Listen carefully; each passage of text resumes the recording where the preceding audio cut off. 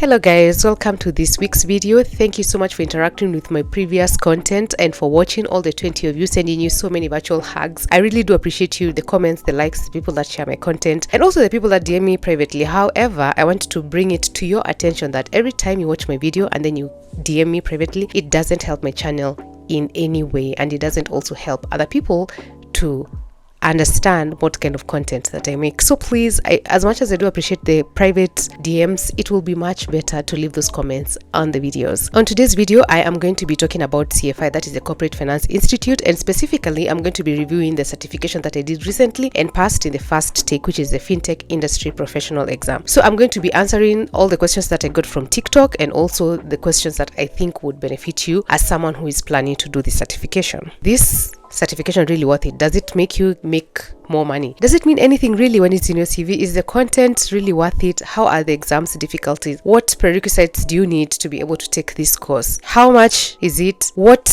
type of learning path should you take? What other certifications can you take from Corporate Finance Institute? So grab your tea, grab your liquor drink, and we're going to get right into it. So for context, there is two learning paths. You can either do the self-paced one or you can do the full immersion. I took the self-paced one because I just weighed my options during that time, the money that I wanted to spend on this course, and I was like, you know what, let me just take the self-paced one. The difference is that when you do the self-paced one, you are on your own. You can survive, however, you are on your own. If you have anything that is disturbing you during the course, not technical, like if you have the concepts that you're not understanding, things you're not getting really well, you do not have support. But when you do the full immersion, you are going to get support. You have a place where you can ask a question if there's a concept that you do not understand. And also, because for me, I registered last year, I believe, so the last time I checked, they were saying something in the lines of, you're going to work on more real world projects. Yeah, you're going to work on more real world projects than the self-paced one. The thing to look out for there is how much money do you want to spend and what is your learning style. Personally, I do not struggle with discipline, so I was like, self-paced would have been really good for me. And then you also, when you do the full immersion, you can get a CV review, which I think is really cool because they help you tailor your CV so that it can sound like the industry. So I am going to start with the most asked question. Is it worth it? Yes, it is really worth it. And throughout this video, I'm going to be explaining to you why it is really worth it. Who is this certification for? Anybody really can pay for this certification. However, if you have done other industry related certifications, especially the global ones, yeah, it wouldn't be really good for you. This is a very entry level one, and I think you should really compare before you decide to settle on the certification. But generally, in the grand scheme of things, it is actually worth every penny. Let's talk about the elephant in the room, the exams. During the course, one thing that I really do appreciate about CFI is that the instructors do not ramble. So everything they say during the course, you are likely to get it in the interactive exercises, which is like the mini exams that you do after every module, or you're also going to find it at the end, like you're going to find it during the final exam. So when it comes to the final exam, they are open after you've done all the core courses. Most of the exam actually comes from the core courses. They normally do have a mock examination that you can try before the practice exam, which is like a practice exam that you can try before you do the final exam. And let me warn you, let me just put it out there, let me just warn you, when you do the mock exams, you're gonna feel like, oh my god, I'm so confident, I can now finally take on the final exam. But I'm telling you, still revise, because the final exam is literally nothing like the mock exam. I think for me, when I did the practice exam, there were only like 2 questions that reappeared in the final exam. The rest of the things came from the core courses. Once you finish the core courses, you don't need to go outside for additional materials. It is very sufficient. If you pay attention to your core courses, you are definitely going to pass that exam. And another thing that you should note there is that once you fail that exam, you have to wait for 30 days so that you can retake the same exam again. Pass mark should not worry you. The pass mark is normally 70%. The questions are 60. So you can do the math there and see how many questions you can get wrong and how many questions you can get right. You cannot cheat in that exam. When you open 2 tabs at the same time, you could get disqualified. That is not from experience. I just read their terms and policies, but let me just highlight that in case you did not know. The exam, mostly they are also multiple questions and they have calculations here and there. The cryptocurrency module is the one that had the most. The cryptocurrency module had a lot of calculations to do, some calculations there, and also the InsurTech module also has calculations inside there. That is over with the exam. So just to recap just that part, the only difference between self-study and the full immersion is just the expert factor, where you can ask feedback, and in a self-study you are on your own. So where can you use this certificate after you've gotten it, the FinTech Industry Professional? For me personally, I am using it on Upwork. So they have a link. They normally provide a link that you can embed in these job searching sites, the freelancing sites, and every other site that needs that link. And so when employers are looking at your profile, they can see that you are a FinTech industry professional. Will this certification help you get the big bucks? It's what a lot of people asked me on TikTok. And I'll tell you what, it really depends on how you structure your life and how you structure your journey. And I'll tell you how I do my things. For example, I want to do CAMS, or I want to do certified fraud expert, like the certified fraud examiner certification. Do I have money for CFE right now? No, I don't have money for CFE. Do I have money for CAMS right now? I don't have money for CAMS. Did I have money for FinTech Industry Professional? Yes, I did have money for FinTech Industry Professional. So I am going to sign up for the FinTech Industry Professional that I can afford, get the entry-level jobs, and then save up my money, and then do the CAMS, and then do the CFE. Do you get me? So for me, it's like, is it going to help you get the big bucks? Yes, but not in the way that you look, not in the way that you would typically look at it. You're not gonna get out of here and suddenly you're making $1.5 million or anything of that sort, but it is a nice stepping stone to where you want to be. It really depends with who you are as a person, and if you look at life as a process rather than this one big jump that you really need to make. I don't look at life as something that is one big jump that you really need to make. I look at it like, okay, I want to get to CFE. I don't have resources for CFE. What can I do to get to CFE? I can do this other equally important certification that will gradually, slowly, and trusting the process and getting there. Why should you pay for this course when you can go and learn for free on YouTube? At this stage that I'm in my career, I have come to appreciate structured learning, because in YouTube you're not going to find one channel that has put every information together. And remember, when it comes to YouTube, everybody can wake up and go and make a video. I could wake up today and start a course on fintech. Who's going to check me? Nobody is going to check me. Nobody checks anybody on YouTube. Everybody can just wake up and do a course. But when it comes to a platform like CFI, obviously the people that have done the courses, the instructors there, they are fintech, like they are fintech or finance industry professionals.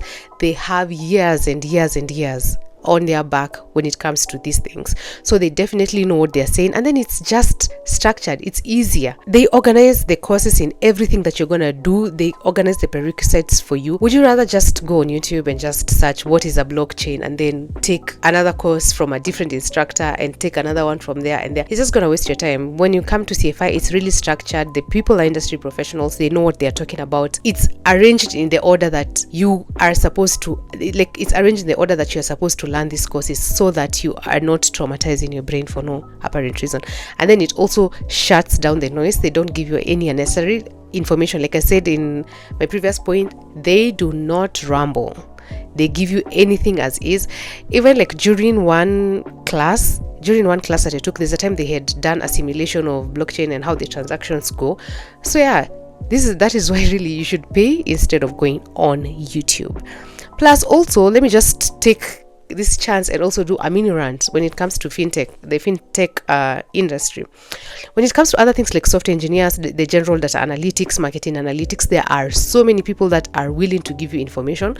But I don't know what happens when it comes to fintech. There aren't as many people out there who are doing such content. So sometimes you genuinely want to learn something, and then you go on YouTube, and then it's just materials from 6 months ago, 12 months ago. And if you know fintech, you know 12 months, it's a really long time, and things do change there in between. And when it comes to CFI, they are always revising their courses and according to relevancy. So I would say you would be much safer on CFI than you are on YouTube. Do you need a background in finance so that you can take the FinTech Industry Professional? No, you do not need a background in finance at all. And you also, on that note, you also don't need to know how to code. There are some machine learning classes, modules that you're going to be doing within FinTech Industry Professional. Personally, I found them misplaced. Yeah, I just found them misplaced, but like they are there. So there's the machine learning ones and a bit of data science that has been incorporated in the FinTech Industry Professional course. So you can go there and you can learn. No, you do not need to have a background in code. They're going to teach you everything from like the basics, and every single thing. And I think that is actually really cool. Apart from the fact that there's one machine learning class, I can't remember which one it is. I was really going through it and I was like, yeah, I don't see the correlation between this and what we are learning, because you are just teaching me general machine learning and not the specific and how I'm going to apply this in the fintech industry. I think that was the only, and actually that's just the only con that I do have with this platform. What are the coolest thing that you're going to learn? That also depends with people's interests. For me, I'll tell you regtech, insurtech, and blockchain. Those for me were like the most, and robo advisors, and because they have a case study where you can create your little robo advisors. That was really, really cool. For me, those are the things that I found really cool during this course. So to be really honest, it just depends with the person. For me, those are the coolest things that I learned in that platform. Does this certification help you in landing a job? That one you're gonna have to stay tuned and find out. Actually, I'm doing a job searching series in my YouTube channel where I'm basically just documenting my entry into fintech. So if you want to be updated about that in real time, you can just subscribe to my channel and watch that, so that you see if this particular certification is going to help me land a fintech role. How long does it take to study? Normally the CFI people, they say that it's 60 to 80 hours depending on your discipline. By the way, let me tell you something. If you're really struggling with discipline, do not take the self-study method, because it's just going to stay there and you're never going to do anything about it. I think if you struggle with discipline, this is not the time to train for discipline. Just go pay the extra bucks and do the full immersion. Because one thing that I've come to realize is that if you want to pass the exams successfully and you also want the content to stick with you really well, you have to learn it every single day. Like, you cannot do a class today and then skip 2 weeks and then come back again after 2 weeks to do another class. That is going to distort your brain and you're going to forget a lot of things. And when it's time to finally do the final exams, you're gonna fumble. So you need the discipline to wake up and do everything, like the prep courses, the core courses, and the electives. You need to wake up and do them every single day. Can you do other certifications within CFI when you're still doing the fintech industry professional? Yes, you can, because right now I was doing 3 of them like concurrently. I was doing the FTIP, that is the fintech one, and then I was doing the FMBA, which is the finance modeling and valuation analyst, and then the FPAP, the financial planning and analysis certification as well. You can do all these you can do as many certifications as you can at a go if you have that kind of bandwidth. So the difference between all this is that the FMVAs and the FPAP, those ones are very modeling, like they are very financial modeling heavy, and then the fintech one is more, as the name suggests, is more fintech than one is just traditional finance, one is digital finance. Once you pay a subscription, you also need to note that you're going to have an active subscription for the entire year. So like for a whole year, you can do whatever certification it is that you would wish to do. So note that. For me, the reason I combine the traditional finance and fintech is because fintech basically is an innovation from the traditional finance, and the reason as to why and that is just a personal opinion, that I think you should study the traditional finance is so that you can understand what you're innovating. Because if you don't have a background of this other thing, then you don't know why people are doing whatever it is that they're doing in fintech and what problems they are solving. So you'll just stay there floating in their head. But like I said, the finance background is not a prerequisite. Just know that. And I will come back to review the FMVA, and that one I have so many notes about it. Chef's kiss. And then the second last question is the course too introductory, or is it like very industry veteran kind of thing? I will say it is neither, and here's why. Some of the modules that you do, they are going to feel very introductory. Others are going to feel very intermediate. Others are going to feel very expert level, because it's not a very specialized certification. It gives you a wide view, like a bird's eye view of everything that you can expect in fintech landscape. Like you're gonna find every single thing. Like you're gonna find like all the blockchains, the cryptocurrency, the NFTs. You are also going to find the regtechs, the insurtechs. You're going to find all these things, but it has a bit of the money laundering, and I think that one was a bit introductory. But some things are introductory, other things are actually not introductory. So I think it gives you a really nice footing into knowing where you want to invest your energy in. It gives you literally everything. So some you're gonna feel like, okay, this is very introductory. Others you're gonna feel like, this is really expert level, and I'm really glad that I know what this is. So from there, now you decide where you wanna land. Even as a financial analyst, do you wanna be a financial analyst like in the decentralized finance? Do you wanna work? Do you want to do the cross-border payments? What do you really want to do in fintech? For me personally, I want to do the money laundering and also fraud. That's the area that I want to specialize in.